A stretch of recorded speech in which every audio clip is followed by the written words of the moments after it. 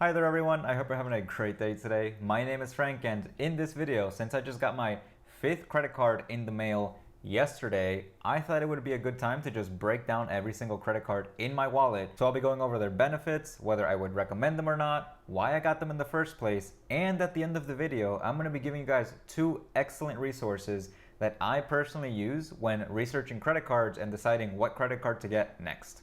Also, just because I would be very curious about this, I will be including my credit limits for each individual card and the APR that I have for each individual card. Just know that this varies a lot from person to person based on income and credit score. In addition to that, these 5 cards are not the best 5 cards you can have, they're just the 5 cards that I personally have. If you're looking for the best 5 credit cards to have, there are a lot of other YouTube videos that can better guide you in that direction. Anyways, as always, please make sure to give this video a like. It really helps out the YouTube algorithm. Push this video out for more people so that more people can watch it and more people know what's inside my wallet. So saying that, let's get started. Alright, so the first card I ever got was the Capital One Platinum card. This is a very basic card. It really doesn't have that many benefits. It's more geared to when people are beginning their credit journey. So like people who do not have credit cards usually get this credit card. So basically, the main purpose of this card is literally just to build up your credit score so that then you can go and apply for other credit cards that do provide you benefits. The APR on this card is quite high. I'm sitting at 24.74% and my limit is $6,500 on this card. And honestly, I think that's near the top of what this card actually provides. I'm not really sure, but I've asked for a credit increase a few times by now and they've just told me no over and over again. So there's that. I can't really complain much because the card did what it was meant to do. It boosted my credit score up when I had basically no credit score. If you're just starting out, like I said, this is a great card to begin with. Just keep in mind that the APR on this card and other beginner cards as well is going to be quite high. But that shouldn't really matter to you if you pay off your monthly balance in full every single month. Because if you do that, then you don't pay any interest and you save money, which is great. That's what we all want, right? And like every other card on this list, this card has no annual fee. Some credit cards out there will have some sort of annual fee, so like $550 to $95 a year just for having the card. All 5 of these cards do not have an annual fee because it just doesn't make sense for me at this point to have one of those cards. With that said, let's move on to card number 2. The second credit card that I got was the American Express Blue Cash Everyday card. It's a bit of a mouthful. There's going to be a picture of it right here. And this is the first cashback credit card that I have. So it brings rewards every time you use the card. It is also the more aesthetically pleasing card that I have because, I don't know, I think it looks kind of cool. It's like see-through. I think it looks cool. Moving on.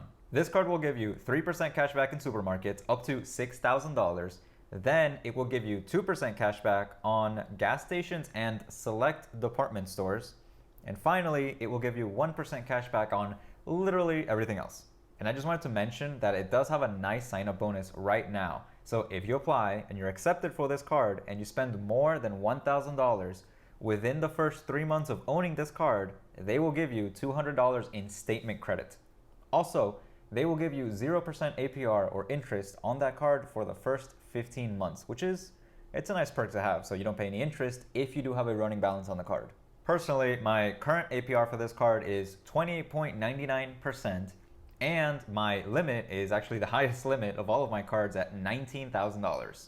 And whether I would recommend this card or not, I'm a bit conflicted because there are better cashback credit cards out there. And some merchants actually don't accept American Express. Like I went to my university and my university apparently doesn't accept American Express. So I had to use another card when I went to pay at the counter. But saying all that, American Express customer service is A+ top notch, guys. I have never had any problem with them, and whenever I need something from them, they are on it.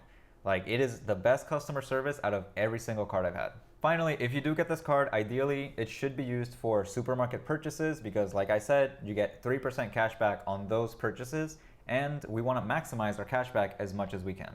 The third credit card I ever got actually came with a shift in mentality, because then is when I started to take notice of things like budgeting and spending habits, because I did end up using way too much of my credit on the first 2 credit cards that I had, and that was slowly killing me every single month. And that is incredibly stressful if you haven't gone through it yet. Like, imagine paying like $200 every single month just on interest because you can't pay the entire balance off on a card. That's kind of crazy, and that was me back then. So part of fixing that huge mess that I did, basically by myself, I got the Citi Simplicity card. And this card is awesome because it comes with 0% interest for 18 months on both purchases and balance transfers. So what this allowed me to do was take all the debt that I had in Amex or Capital One, transfer that over to the Citi Simplicity card for a small fee. And then, since the Citi Simplicity card has 0% APR, the debt would stop growing at least for those 18 months. Alternatively, if I would have left it in Capital One and Amex, that debt would just keep growing in interest every single month.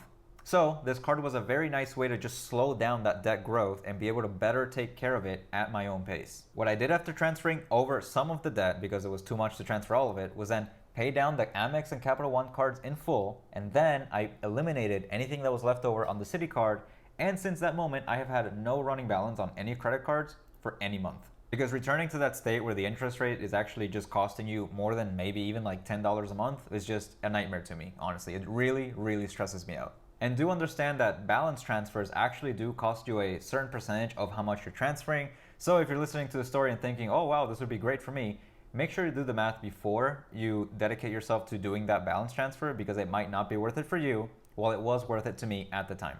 Anyways, right now I actually still have 2 months of 0% APR on that Citi Simplicity card until it switches to whatever APR Citi decides for me. And I have a credit limit of $4,100 on the card. Other than the balance transfer thing to sort of slow down debt from growing, this card really has no rewards and is only useful for that. And there are also other cards that do the same thing, so I would suggest you guys shop around if that's something you want to look into. Alright, so fourth on the list is the Amazon Prime Rewards Visa Signature Card. I don't know why they make the name so long. Well, you could just call it the Amazon Prime card. Anyways, I got this card because I use Amazon for a lot of things, and as a Prime member, this card has huge benefits. And I did mention that all of the cards on this list have no annual fee, which is a little iffy for this card because to really take advantage of it, you do need to have a Prime membership, and that will cost you $119 every year. But if you're already using Amazon, and I think most people are, and you have a Prime membership, this card has insane benefits. It provides you 5% cash back on any purchase on Amazon or Whole Foods, since you know Amazon owns Whole Foods, 2% cash back on gas stations, pharmacies, and restaurants, and 1% cash back on literally everything else. And considering the wide variety of stuff that you can actually find on Amazon these days, plus the addition of Whole Foods, which is very healthy as we all know, this could potentially be the only credit card you really need. And it has 5% cash back, which by the way is very high. My current APR here is 19.24%, and they gave me a credit limit of $5,800. In the last few months, just because of that 5% cashback, I've made back almost $100 just by buying stuff that I would have bought anyway, regardless of having this Amazon credit card or not. Also, as a sign-up bonus, you do get a $150 gift card to Amazon, which is a very nice perk. And overall, I would strongly recommend this card if you have Amazon Prime. If you don't have Amazon Prime, then it's not really worth it. But if you do and you're not taking advantage of this, definitely make sure to apply for this card because 5% cashback is a lot. And like I said, you get $150 just for getting accepted into this card. Finally, last but certainly not least is my Citi Double Cash credit card, which is the one I got in the mail just yesterday. So it is brand spanking new. This is one of the most widely regarded cashback credit cards because it gives you 1% cashback on any purchase you make, and then 1% cashback on addition to that when you pay it off. So basically, if you buy something and then you pay it off, you get 2% cashback on anything you buy, which is awesome because most cards don't give you that. For now, they set me up with $3,200 as my credit limit, and hopefully that increases in the next year or so, and with an APR of 16.99%, which is fairly average, I think.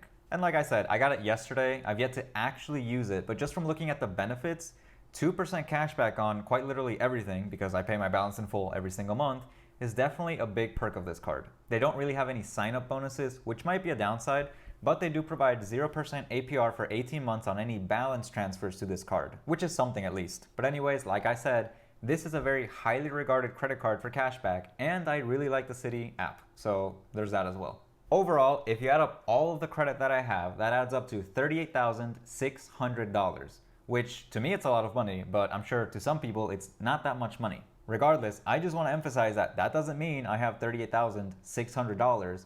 That just means that I can easily go $38,600 in debt. Never forget that credit cards aren't actually your money, it's the bank's money, and if you use them, you're actually accumulating debt. That's why I say pay it off in full every single month. It doesn't sound so glamorous anymore when you say, oh, that's like $38,000 I can go into debt, does it? You might also notice that I don't have any travel cards at the moment, and that's definitely something I'm going to look into for my next credit card. And if I piqued your interest in credit cards with this video, please take a look at thepointsguy.com and wallethub.com. Both of these sites are phenomenal. They break down credit cards very simply for anyone to understand and allow you to make a great choice when deciding what credit card to get. And that's the end of the video, everyone. If you like this video, make sure to click that like button and leave a comment below. Also, make sure to subscribe to this content if you like it. And finally, make sure to have a good rest of the day. I will catch you guys later.